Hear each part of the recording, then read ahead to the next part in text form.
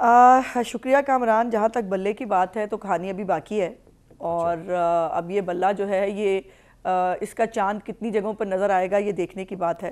अभी तफसीली फ़ैसला जारी नहीं हुआ पहली बात, और ज़ाहिर है इलेक्शन कमीशन ने जो है वो इसके ऊपर इम्प्लीमेंट करना है। लेकिन मेरी 2-3 कानूनी सवाल ज़रूर हैं कि ये भाग के जो पेशावर हाई कोर्ट गए थे इसकी कोई ख़ास वजह थी, और आज अच्छा खासा सुप्रीम कोर्ट ऑफ पाकिस्तान में तरले मिनते करके केस लगवाया हुआ था, रजिस्ट्रार को तरले किए, फिर भरी कोर्ट में जो है वो चीज़ जस्टिस साहब को तरले किए और तरले करवा के ये केस लगवाया, और आज उसको जाकर खुद ही अपनी मर्जी से फैसला आने से पहले ही वापस ले लिया। तो ये बहुत ज़्यादा हसीन इत्तफाकात हैं जो हुए पेशावर के अंदर। लेकिन क्या पेशावर हाई कोर्ट का फैसला पूरे मुल्क पे नाफिजुल अमल होता है, ये एक सवाल है। आप क्यों चाहती हैं उस्मा साहिबा के तहरीक इंसाफ के बाद बल्ले का निशान का मुकाबला करें? आप क्यों पार्टी बन रही हैं इसमें? आप भी पॉलिटिकल वर्कर हैं।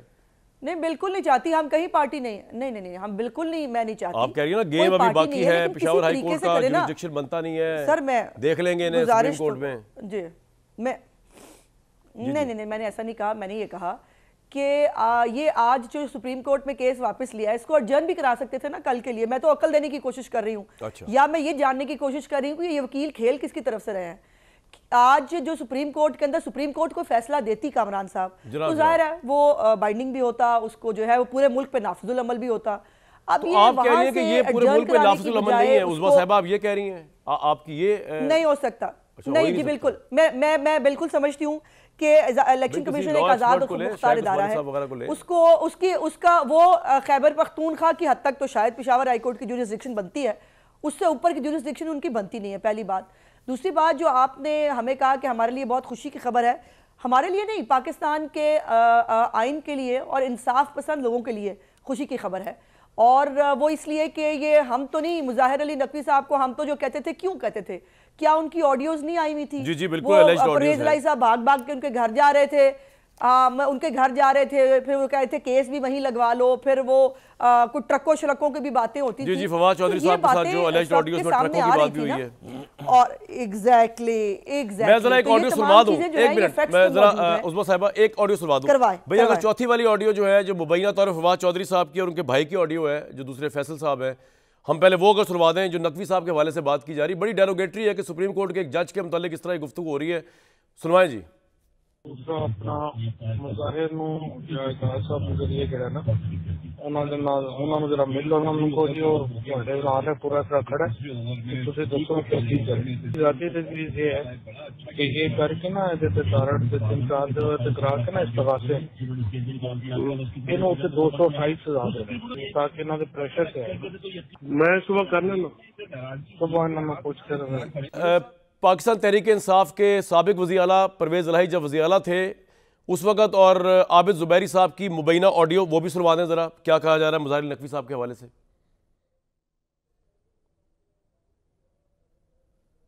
अच्छा सर, एक काम और है सर, अब वो परसों जो 14 तारीख को डोगर का भी केस लगा हुआ है बेंच में दोबारा सर, उसमें भी नकवी साहब हैं, तो वो गुलाम मोहम्मद डोगर जो सर सीसीपीओ का केस कर रहा था ना सर, आपका जो सीसीपीओ था वो भी लगा हुआ है सर परसों, क्योंकि देखिए अब वो नेचुरली हटा दिए गए, उनको तो रिप्लेस कर दिया, लेकिन केस अभी भी है सर, परसों लगा हुआ है 14 को सर। चलो मैं जस्टिस रिटायर्ड शाइक उस्मानी साहब हमारे साथ मौजूद है कुछ लम्हों के लिए। सर बात ये चल रही है कि पेशावर हाई कोर्ट का जो फैसला है जिसमें बल्ले का निशान दे दिया गया है तहरीक इंसाफ को, कहा यह जा रहा है कि पेशावर हाई कोर्ट की जुरिसडिक्शन सिर्फ पेशावर तक है।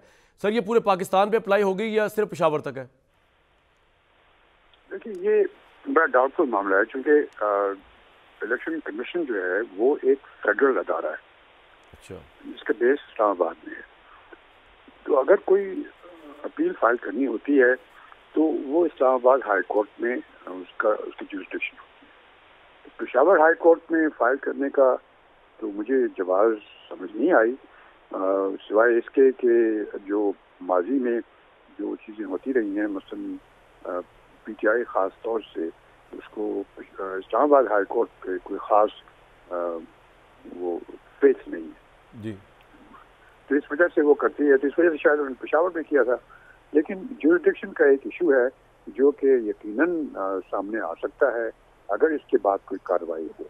सर अगर सुप्रीम कोर्ट में चैलेंज करेगा इलेक्शन कमीशन तब ये मामला आगे बढ़ेगा, अदरवाइज आपको लगता है कि अगर सुप्रीम कोर्ट चैलेंज नहीं करता इलेक्शन कमीशन تو پھر یہ بلے کا نشان دینا پڑے گا ان کو, یہ بات ہے اس طرح؟ جی جی, اگر تو سپریم کورٹ میں چیلنج نہیں کرتا, جوڈیشل ڈیسیژن ہو گیا, اگر وہ چیلنج نہیں ہوتا تو اس صورت میں تو ان کو بلے کا نشان واپس مل جائے گا, کیونکہ اب ٹائم بھی تو بہت کم ہے, میرے خیال میں کل یا پرسوں جی 13 تاریخ کو سر فائنل ہونی. جی ہاں. اچھا سر, مجھے کائنڈلی آپ کی صحبت سے فائدہ اٹھاتے ہوئے ایک سوال اور تھا. جیسے مظاہر علی نقوی صاحب جو ہے انہوں نے آپ کی فرٹرنیٹی کے انہوں نے ریزائن کر دیے آج. ان پہ کرپشن کے چارجز تھے, ان کے اوپر ایک پولیٹیکل پارٹی کے ساتھ مل کر چیزوں کو مینیج کرنے کے چارجز تھے. تو یہ جو ریزگنیشن ہے اس کو ہم کیا سمجھیں, ایڈمیشن آف گلٹ سمجھا جائے, یا یہ سمجھا جائے کہ جی وہ کیس کو نہیں کر سکے, یا یہ سمجھا جائے کہ ان کے ساتھ زیادتی ہو رہی تھی, انہوں نے اس لیے ریزائن کر دیا, اور اس کی کانسیکوینس کیا ہوں گے؟ کیا سپریم جوڈیشل کونسل کی کارروائی رک جائے گی ان کے اوپر ریزگنیشن کی وجہ سے؟ دیکھیے, جو سپریم جوڈیشل کاؤنسل کے معاملات ہیں وہ آرٹیکل 209 کے تحت ہوتے ہیں.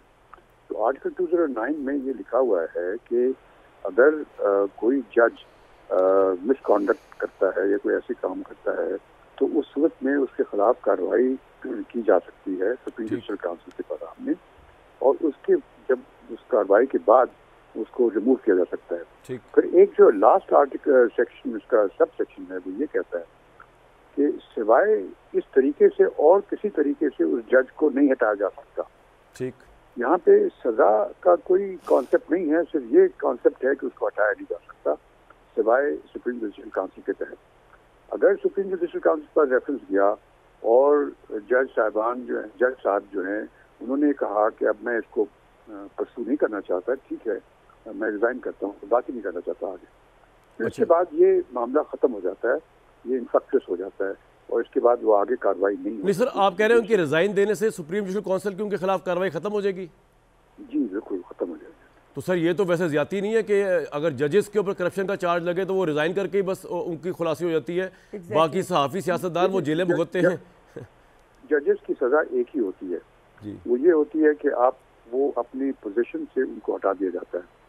ان کو پھر آپ پروسیکیوٹ نہیں کر سکتے کسی کے سامنے. اگر ایسا ہونے لگے تو پھر کوئی جج بنے گا ہی نہیں سر. لیکن شاہد صاحب, جیسے مظاہر علی نقوی صاحب کے اوپر تو گلبرگ لاہور میں 2 کنال کے پلاٹ سے لے کے پتہ نہیں کرپشن کتنے, وہ پیسے واپس نہیں لینے کورٹ نے ان سے اگر ثابت ہو جائے کہ انہوں نے کرپشن کی تھی؟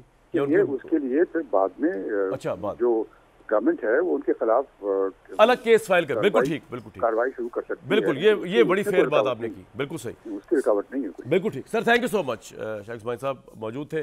عظمیٰ صاحبہ نہ چاہتے ہوئے بھی ماننا پڑ رہا ہے کہ آپ کے موقف کی انہوں نے تائید کی ہے. مجھے بتائیے فلوشہ خان صاحبہ, آپ جس طرح ایڈامنٹ ہے پی ایم ایل این اور کہ جی دیکھ لیں گے ابھی, اور ابھی تو یہ حالانکہ ہونا یہ بھی چاہیے تھا, ہو سکے کہتے تھے کہ یار اچھی بات ہے چلے کہ اگر وہ مقابلے بترے مقابلہ کریں گے. آپ کا پوائنٹ آف ویو کیا ہے کہ آپ کیا سمجھتے ہیں؟ آپ بھی جو ریجیکشن سمجھتے ہیں چیلنج ہونی چاہیے, بلے کا نشان غلط ملا ہے پیپلز پی ٹی آئی کو؟ دیکھیے بات یہ ہے کہ کسی مخالف کے ہونے سے یا نہ ہونے سے فرق اس وقت تک نہیں پڑتا جب تک آپ کے اپنے قدم مضبوطی سے جمے ہوئے ہوں. تو لہٰذا ہمیں تو کوئی فرق نہیں پڑتا, بلہ ہو یا کل کو کوئی اور نشان آ جائے یا کوئی نشان مائنس ہو جائے.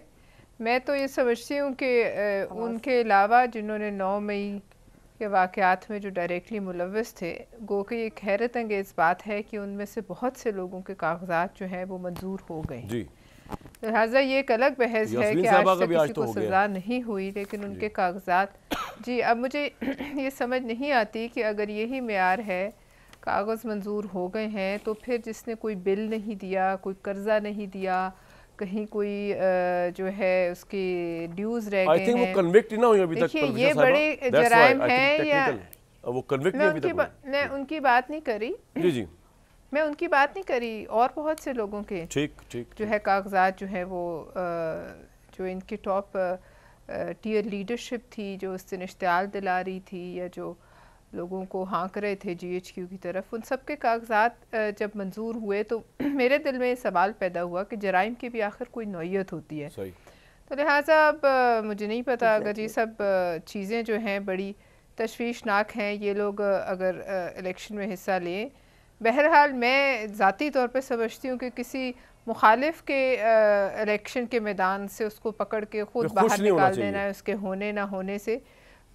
دیکھیے خوش تو الگ بات ہے, خوش تو ہم بہت سی چیزوں پہ ہو جاتے ہیں, خوشی تو ہم چھپا بھی سکتے ہیں، لیکن بات یہ ہے کہ ٹھیک ہے اگر پاؤں مضبوط ہے، ہمارے عوام پہ اعتماد ہے تو بے شک واللہ ہو کہ ہمیں تو کوئی اس سے خوف نہیں ہے. بالکل ٹھیک. لیکن بہرحال ابھی تک کی آج شام تک جب تک ابھی تک ایز وی ٹاک تو الیکشن کمیشن نہیں گیا سپریم کورٹ میں، بلّہ جو ہے وہ رینسٹیٹ ہو. بلّہ بالکل ٹھیک.